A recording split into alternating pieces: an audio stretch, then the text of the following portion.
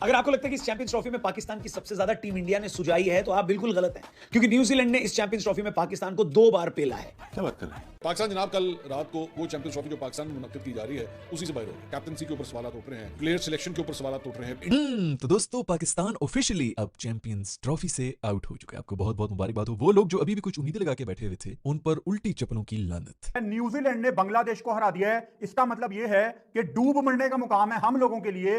पाकिस्तान और बांग्लादेश की टीमें चैंपियंस ट्रॉफी से बाहर हो गई हैं। इंडिया और न्यूजीलैंड सेमीफाइनल्स के लिए क्वालिफाई कर चुकी हैं। शर्म आ रही है आपको? पाकिस्तान बढ़ गया सबर करो बहु बाबर आजम 100 गेंदों पर 30-35 मार देते हैं माशाल्लाह कि वो अभी तक टेस्ट क्रिकेट ही खेल रहे हैं। हेलो दोस्तों, जय हिंद। एजी न्यूज़ में आपका स्वागत है। कल न्यूजीलैंड और बांग्लादेश का मैच हुआ जिसमें बांग्लादेश न्यूजीलैंड से हार गया। बांग्लादेश के इस हार से ही इस चैंपियन ट्रॉफी से पाकिस्तान का पत्ता साफ हो गया। आईसीसी के हिस्ट्री में और चैंपियन ट्रॉफी के हिस्ट्री में ऐसा पहली बार हुआ है जब कोई होस्टिंग कंट्री सबसे पहले एलिमिनेट हो गई है। इस पर पाकिस्तानी मीडिया में एक भूचाल सा आया हुआ है और अपनी टीम को इतना बुरा भला बोल रहे हैं कि इससे अब मोह भंग हो गया है।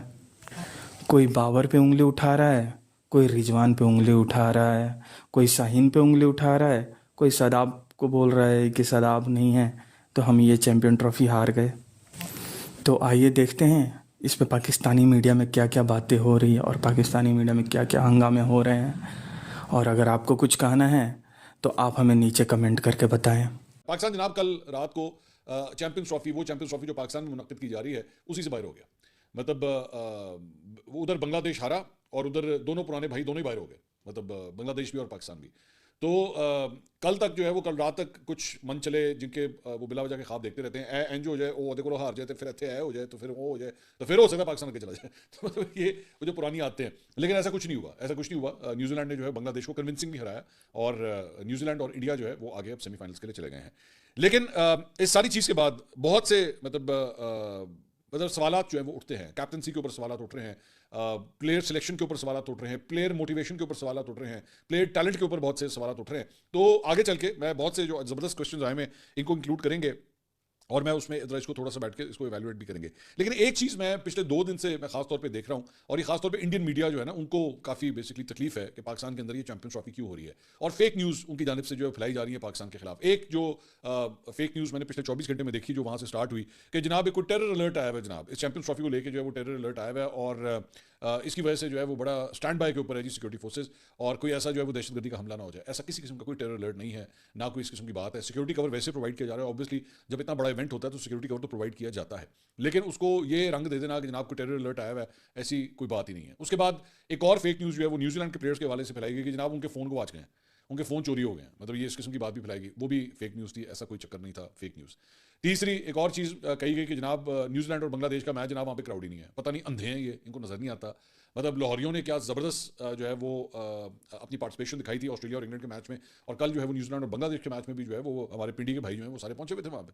तो एमी बिला वजह जिन्होंने रौला डालना, शोशा डालना, मैं तो इनको यही कहता हूँ कि ये इतने बेशरम है कि इनको इस बात का एहसास नहीं कि मतलब वहाँ पे विराट कोहली 100 कर रहा है। आपने शायद सोशल मीडिया पे फुटेज भी देखी हो, विराट कोहली 100 कर रहा है और जश्न मनाया जा रहा है पाकिस्तान में। उसने पाकिस्तान के खिलाफ किया है, पाकिस्तान को हराया है, लेकिन पाकिस्तानी उस पर भी जश्न मना रहे हैं। वो इस तरह एक अच्छे क्रिकेटर को प्यार करते हैं। एक बड़ी ये तस्वीर रही है स्क्रीन पे देखिएगा, व्हाट अ वंडरफुल पिक्चर। मुझे आई वांटेड टू, ये मुझसे गलती होगी, मैं पहले नहीं बात कर सका इसके बारे में, कि ये कराची की है बेसिकली, ये कराची का ये मैच था और इसके अंदर एक लड़का जो है वो विराट कोहली की इंडिया की जो शर्ट है वो पहन के ये खड़ा हुआ था।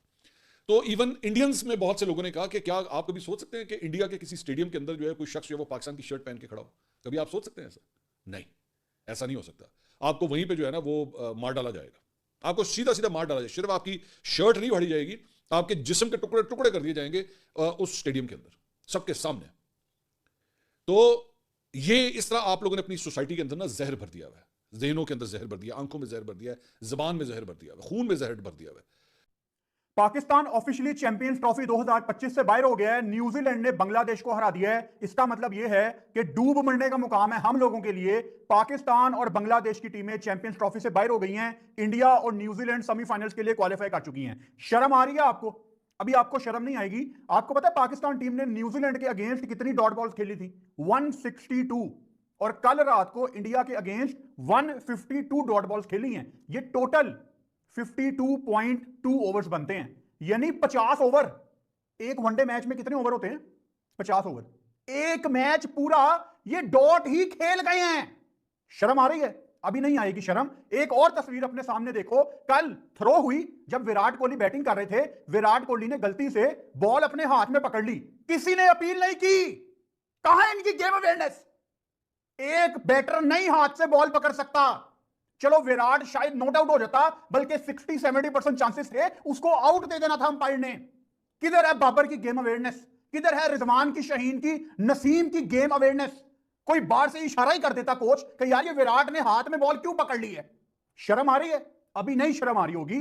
अभी अगर शर्म दिलानी है ना खुद को, तो मोहम्मद रिजवान की कल की प्रेस कॉन्फ्रेंस सुन लो, जिसमें सवाल हुआ कि पाकिस्तान कितनी गंदी बॉलिंग खिला रहा है, अपने बॉलर पूरे नहीं कर रहा, तो रिजवान ने कंपैरिजन कर दिया कि इंडिया के पास भी तो जडेजा और अक्षर पटेल मौजूद है ना, वो ऑलराउंडर्स हैं, और हमारे पास भी खुशदिल शाह और सलमान अली आगा हैं, वो भी तो ऑलराउंडर हैं।